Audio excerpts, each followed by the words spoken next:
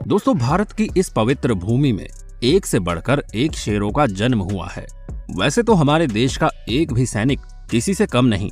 हमारा एक एक सिपाही देश के लिए मरने और मारने के लिए 24 घंटे तैयार रहता है। वो कहते हैं ना कि जरूरी नहीं जो रात में जागे वो आशिक ही हो, वो देश पर मरने मिटने वाला एक सैनिक हो। हमारे देश के वीर सैनिक जरूरत पड़ने पर कई दिन भूखे रहकर भी लड़ते रहते हैं। जब तक कि उसकी अंतिम सांसें चलती रहती है तब तक वो किसी भी दुश्मन को अपने देश की ओर आंख उठाकर देखने तक नहीं देता। आज हम बात करेंगे ऐसे ही एक वीर सपूत फौजी के बारे में।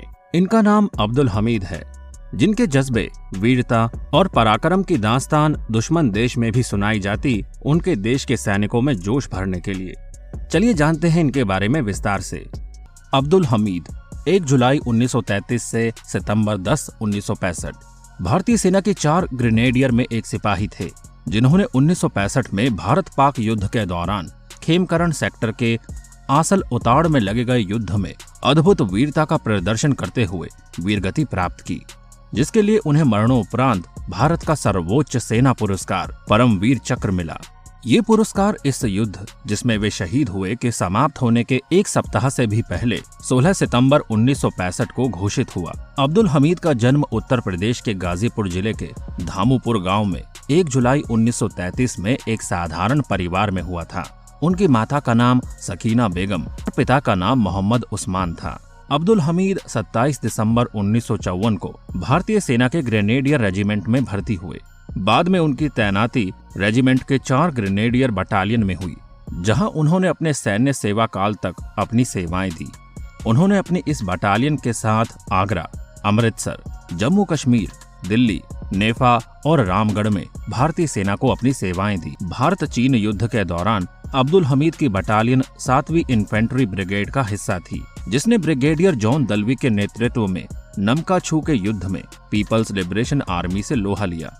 इस युद्ध में 2nd लेफ्टिनेंट GVP राव को मरणोपरांत अद्भुत शौर्य और वीरता के प्रदर्शन के लिए महावीर चक्र से सम्मानित किया गया। अब्दुल हमीद के सम्मान से पहले इस बटालियन को भारत की स्वतंत्रता के पश्चात मिलने वाला ये सबसे बड़ा वीरता पुरस्कार था।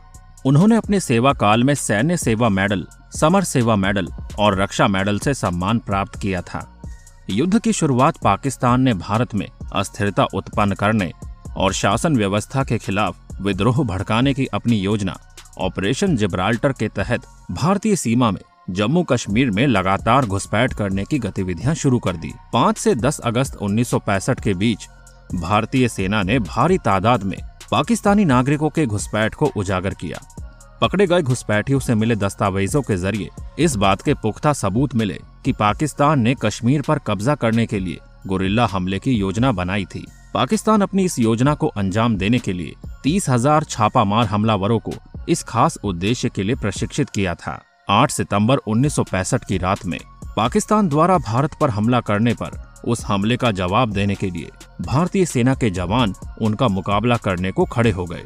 वीर अब्दुल हमीद पंजाब के तरन तारन जिले के खेमकरण सेक्टर में सेना की अग्रिम पंक्ति में तैनात थे। पाकिस्तान ने उस समय के अपराजय माने जाने वाले अमेरिकन पैटर्न टैंकों के साथ खेमकरण सेक्टर के असल उताड़ गांव पर हमला कर दिया। भारतीय सेना के पास ना तो टैंक थे और ना ही बड़े हथियार, लेकिन उनके पास था भारत माता की रक्षा के लिए लड़ते हुए मर जाने का हौसला। और कोई भी जंग हथियारों के दम पर नहीं, बल्कि सैनिकों के मजबूत हौसलों से जीती जाती है, जो कि प्रत्येक भारतीय जवान के DNA में है।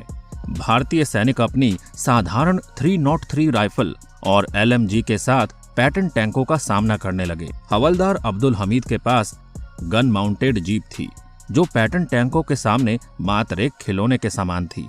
अब्दुल हमीद ने अपनी जीप में बैठकर अपनी गन से पैटर्न टैंकों के कमजोर अंगों पर एकदम सटीक निशाना लगाकर एक एक कर ध्वस्त करना प्रारंभ कर दिया। पाकिस्तानी सेना में अफवाह फैल गई कि भारत के पास कोई ऐसी मिसाइल है जो कि इन पैटर्न टैंकों को भी उड़ा सकती है, जिससे कि पाकिस्तानी सेना का मनोबल टूटने लगा। ये देखते हुए उनका एक ब्रिगेडियर, जो कि टैंकों को लीड कर रहा था, वो बोला, ऐसी कोई मिसाइल आज तक बनी ही नहीं जो कि पैटर्न टैंकों को उड़ा सके। फिर क्या था, वीर अब्दुल हमीद ने अगला टैंक उस ब्रिगेडियर का ही उड़ाया। बस फिर क्या था, अब्दुल हमीद का ये जज्बा और पराक्रम देख अन्य सैनिकों का भी हौसला बढ़ गया और देखते ही देखते पाकिस्तानी फौज में भगदड़ मच गई। अब्दुल हमीद ने अपनी गन माउंटेड जीप से 7 पाकिस्तानी पैटर्न टैंकों को नष्ट किया था। देखते ही देखते भारत का असल उताड़ गांव पाकिस्तानी पैटर्न टैंकों की कब्रगाह बन गया। लेकिन भागते हुए पाकिस्तानियों का पीछा करते समय अब्दुल हमीद की जीप एक टैंक के सामने आ गई। हमीद ने भी अपनी गन से फायर किया और उसी वक्त उस पैटर्न टैंक ने भी अब्दुल हमीद पर फायर कर दिया। तभी अब्दुल हमीद के ऊपर वो गोला गिर जाने से वे बुरी तरह से घायल हो गए और अगले दिन 9 सितंबर को उनका स्वर्गवास हो गया। लेकिन उनके स्वर्ग सिधारने की आधिकारिक घोषणा 10 सितंबर को की गई थी। इस युद्ध में साधारण गन माउंटेड जीप के हाथों हुई पैटर्न टैंकों की बर्बादी को देखते हुए अमेरिका में पैटर्न टैंकों के डिजाइन को लेकर पुनः समीक्षा करनी पड़ी थी। 1965 का भारत पाकिस्तान युद्ध या दूसरा कश्मीर युद्ध और भारत के बीच अप्रैल 1965 से सितंबर 1965 के बीच हुई झड़पों की देन थी। ये युद्ध का तत्काल कारण बन गया। 17 दिन तक चले इस युद्ध में दोनों पक्षों के हजारों लोग हताहत हुए और द्वितीय विश्व युद्ध के बाद से बख्तरबंद वाहनों की सबसे बड़ी भागीदारी और सबसे बड़ी टैंक लड़ाई देखी गई। सोवियत संघ और संयुक्त राज्य अमेरिका द्वारा राजनयिक हस्तक्षेप और ताशकंद घोषणा के जारी होने के बाद यूएनएससी प्रस्ताव 211 के माध्यम से युद्ध विराम घोषित होने के बाद दोनों देशों के बीच शत्रुता समाप्त हो गई।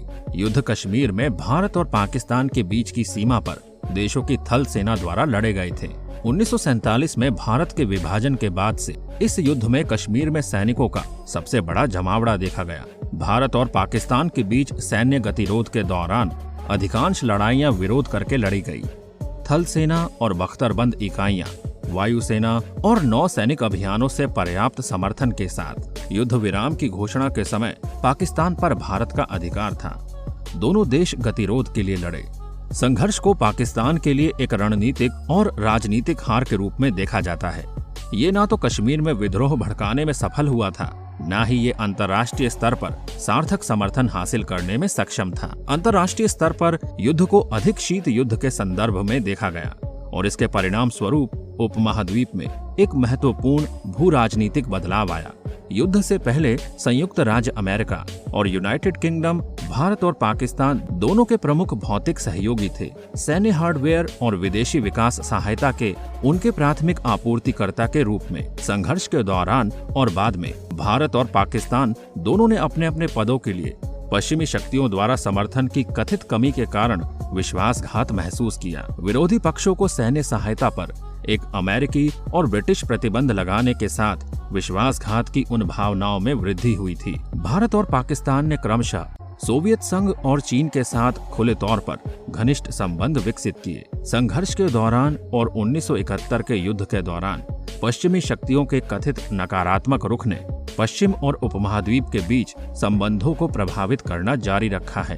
शीत युद्ध की समाप्ति के बाद से अमेरिका और ब्रिटेन के साथ बेहतर संबंधों के बावजूद संघर्ष ने उपमहाद्वीप के भीतर दोनों देशों के बीच एक गहरा अविश्वास पैदा किया, जो आज भी एक हद तक कायम है। इस युद्ध में असाधारण बहादुरी के लिए उन्हें पहले महावीर चक्र और फिर सेना का सर्वोच्च सम्मान परमवीर चक्र से अलंकृत किया गया। सारा देश उनकी बहादुरी को प्रणाम करता है तथा उनके द्वारा दिए गए बलिदान का कर्ज हम पूरी जिंदगी नहीं उतार पाएंगे। हम सलाम करते हैं भारत माँ के ऐसे वीर सपूत को। दोस्तों, आज के लिए बस इतना ही।